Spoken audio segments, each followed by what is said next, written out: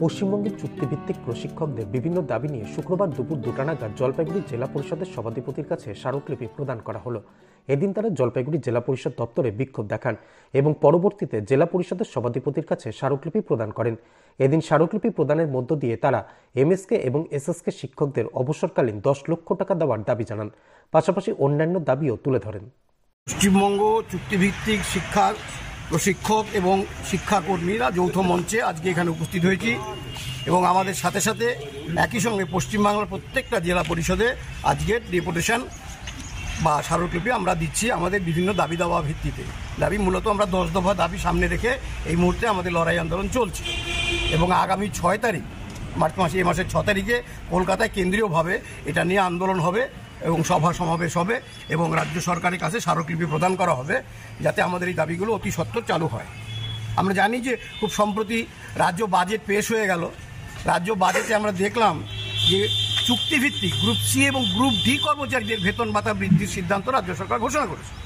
রাজ্যের মাননীয় অর্থমন্ত্রী চন্দ্রিমা ভট্টাচার্য তিনি পেশ করেছেন এবং পাশও হয়েছে। কিন্তু সেখানে উল্লেখযোগ্যভাবে আমরা যারা শিক্ষা সম্প্রসারণে কাজ করি, মূলত পথে ঘাটে মাঠে ঘাটে পড়ে থাকা শিক্ষা আজকে অঙ্গন থেকে দূরে থাকা যে সমস্ত শিশুদের নিয়ে এসে ড্রপ আউটদের নিয়ে এসে আমরা মূল শিক্ষার প্রাঙ্গণে নিয়ে এসে তাদের পাঠদানে কাজ করি এবং আমাদের দুর্ভাগ্য যে একই সঙ্গে আমাদের কোনো শিক্ষাকর্মী নেই। যারা আমরা চুক্তিভিত্তিক শিক্ষক তারা শিক্ষাকর্মীর কাজও একই সঙ্গে আমরা করি। তো আজকে আমরা হাজার হাজার এরকম এমএসকে এসএসকে যারা শিক্ষাকর্মী আছে তারা এই আন্দোলন চেষ্টা করছি আমরা, কিন্তু আমাদের দিকে পশ্চিমবঙ্গ রাজ্য সরকার সত্যি কথাই সেভাবে কখনোই আমাদের দাবি দাওয়াগুলোর দিকে দৃষ্টিতে দেয়নি, নজর দেয়নি। কি দাবি রয়েছে? যেমন এখানে বর্তমানে আমরা দেখলাম যে 3.5 এবং 3,000 টাকা ওই গ্রুপ ডি এবং গ্রুপ সি কর্মচারীদের বেতন ভাতা বৃদ্ধি করে এখন 28,000 এবং 25,000 টাকা তাদের ভাতা হয়েছে।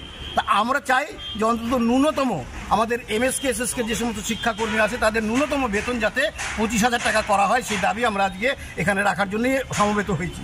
যে আমরা তো গ্রুপ ডি কর্মচারী থেকে কম পেতে পারি না। আজকের দুর্মূল্যের বাজারে আমাদের এটার উপরে সংসার নির্ভর করে। কাজে আমরা আমাদের একদম যে ন্যূনতম চাহিদা সেটার কথাই আমরা সরকারের কাছে রাখতে চাই এবং আমাদের অবসরকালীন যে ভাতার কথা, অবসরকালীন ভাতা আমাদের কোনো চুক্তিভিত্তিক কর্মচারীদের জন্য আমাদের কোনো অবসরকালীন ভাতা সেভাবে নেই।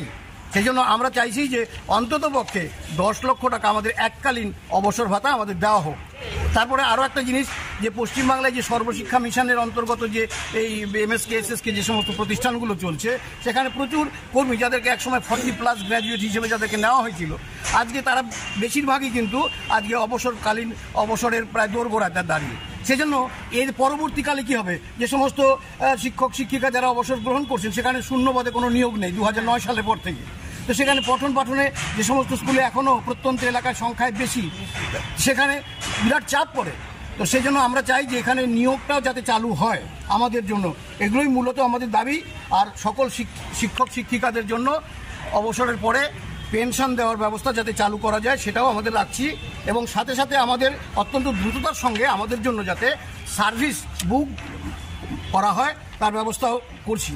আর তাছাড়া পশ্চিমবঙ্গ সরকার বিগত 2013 সালে রাজ্য সরকার যে সিদ্ধান্ত নিয়েছে যে এমএসকে এসএসকেগুলোকে, যেমন এসএসকেগুলোকে প্রাইমারি স্কুলে উত্তরণ করা এবং এমএসকে যেগুলো 5ম থেকে 8ম পর্যন্ত তাদেরকে মাধ্যমিক স্কুলে উন্নীত করার একটা অনুমোদন দেওয়া হয়েছিল, সেটাকে বাস্তবায়িত হচ্ছে না।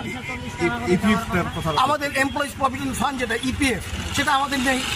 সেজন্য এই সমস্ত দাবি নিয়ে আজকে আমরা সমবেত হয়েছি। আমরা খুব আশাবাদী যে আমরা এই আন্দোলন আজকে শুধু না, আমরা 2011-র আগে ওই সব আন্দোলন করেছি, কিন্তু নতুন সরকার আসার ফলে আজকে পশ্চিমবাংলায় মা মাটি মানুষের সরকার এসছে। তা আমরা ভাবি নিশ্চয়ই যে আমাদের মতন মানুষ যারা এই সমস্ত শিক্ষার থেকে দূরে থাকা যে সমস্ত ড্রপ আউট বাচ্চা কাচ্চাদের মূল স্রোতে নিয়ে এসে তাদের পাঠদানের কাজ করছে, একটা বিরাট কাজ এবং অত্যন্ত নিষ্ঠা সহকারে কাজ আমরা সকলে করছি। কিন্তু সরকার আমাদের দিকে সদয় দৃষ্টিতে দেখুক এবং আমাদের দাবিগুলো বিবেচনা করে যাতে অত্যন্ত দ্রুততার সঙ্গে এটা বাস্তবায়িত করা যায়, আমরা এই দাবি রাখছি। Disclaimer. This channel may not promote any violent, harmful or legal activities. All content provided by this channel is meant for an educational purpose only.